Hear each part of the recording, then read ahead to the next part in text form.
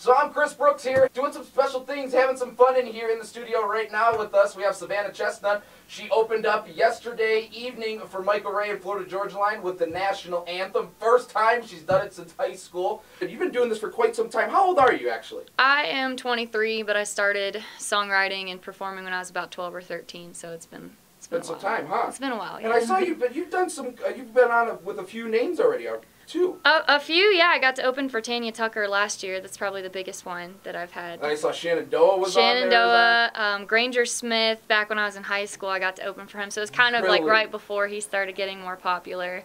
How'd you manage that? How was that going back? So what grade were you in? Oh, I think I was a sophomore or a junior in So high school. how cool were you the next day when you came in and said, I opened up for Granger Smith? I mean, most of my classmates were there at the concert, so that was pretty cool. But I actually hadn't sang the anthem since like high school basketball games until last night, so I was pretty nervous. You're a little nervous? I'm way less nervous about performing again tonight in the Garden. It's not half as scary. So. I also saw that you're here alone. You're by yourself on this, but sometimes you have a band with you. Yes. When I play with my band, it's Savanna Chestnut and the Field Hands. That's what our Facebook page is called too. Oh, really? So yeah, sometimes I've got some guys backing me. So make sure you go like that on Facebook. Yes, please do. Go follow, share, do all that stuff. And I know you have. We're going to let you play and do all that stuff here. How can people get some of your music if they want to hear it? I have some stuff for sale on iTunes. I have albums with me if you want to come out to the show and buy one. There's stuff on Spotify and Pandora and YouTube and my website, savannachestnutcountry.com.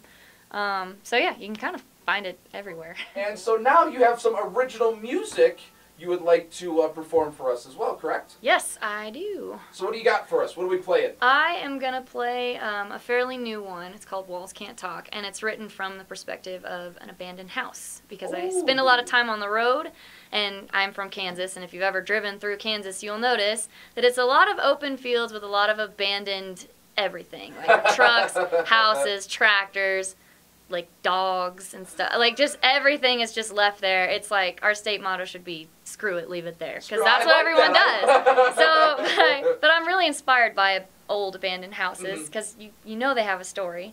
So that's what I wrote this song about. Well, perfect. Well, here we go. Miss Savanna Chestnut.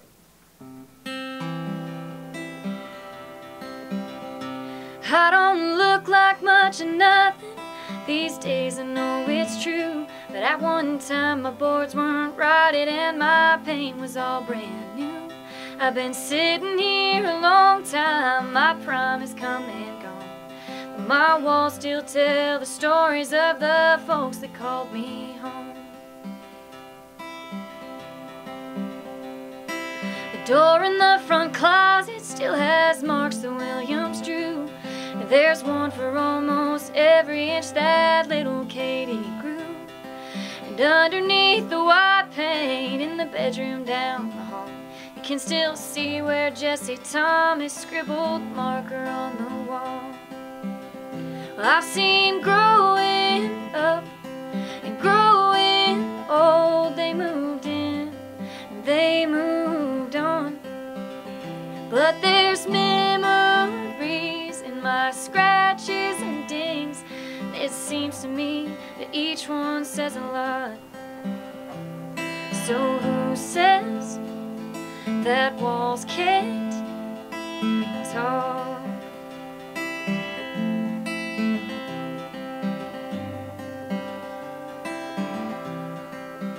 There's still a burn mark by the fireplace on the hardwood floor. Mr. Milford nearly burned me down back in '64. And a hole that's spackled over, 'cause when Jacob was 16, that boy had a temper sparked by almost anything. Well, I've seen growing up and growing old. They moved in and they moved on, but there's memories in my scratches and dings. It seems to me that each one says a lot. So who says that walls can't talk?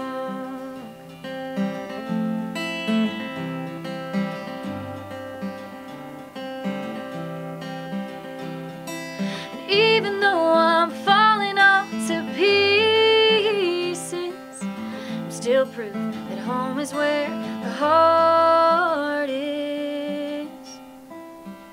'Cause I've seen growing up and growing old, they moved in, they moved on, but there's memories in my scratches and dings.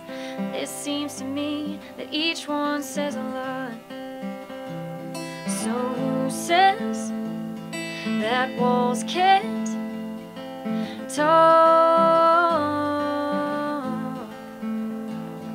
Well, who says that walls can't talk?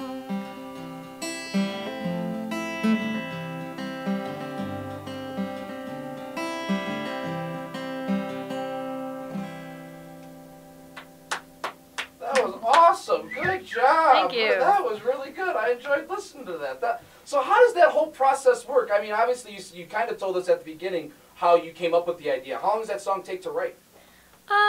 That one took like, I don't know, I came up with the idea and it took like a month or so to think of where I wanted to go with it. Well, because I know you have a full-time job. This is something you're trying to pursue, trying to make this a music career. How many hours per day, let's say, a rough guesstimation, I mean, do you put into something like that? It really depends. It's the kind of thing that it either comes to you really quickly or it doesn't, and you have to just keep coming back to it. Evening. Now, you're from Kansas.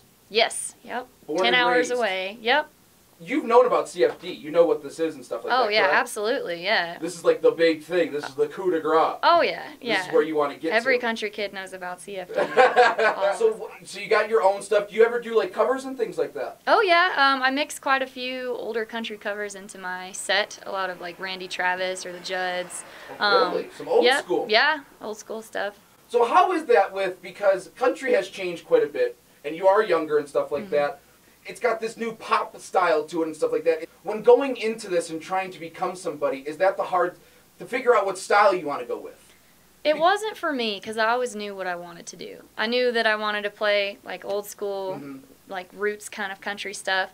So it wasn't really ever tough for me. I went into it knowing what I wanted to do, and that if I don't know, got like a record deal and they told me you have to sing songs like this, I would just be like, no, I'm not gonna do it. So I know what I want. I'm not selling out, so Would you it's kind say of it's easy more from of like my perspective. More of like a red dirt kind of sound, like a Texas, more of like that old school feel? Yeah, I would definitely say it fits in a lot better with that style. Maybe kind of your own little style yourself, but it's more towards that than this newer. A lot more red dirt. Yeah. So we talked about you had your performance a few years ago at this bar and you got kicked out. Yeah, so what happened? I lived in Nashville for 3 years. I moved there right after high school because I thought that was like the only way to make it. And like it was tough, which I expected. But that was one of the things that happened when I was there. I booked this show at a bar that I think eventually ended up closing. But I showed up to my gig with like a band that was gonna play with me, and they were like, "We can't let you in. You're not 21."